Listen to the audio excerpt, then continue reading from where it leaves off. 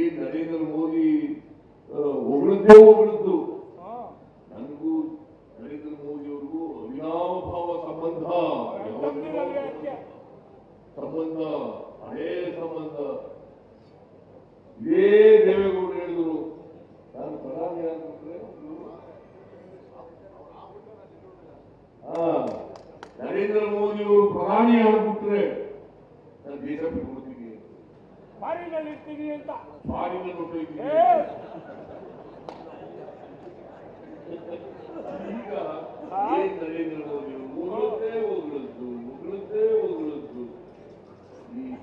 ಈ ತರ double standard ಮಾಡ್ತಕ್ಕಂಥದ್ದು ನಾನು I never expected from Deve Gowda.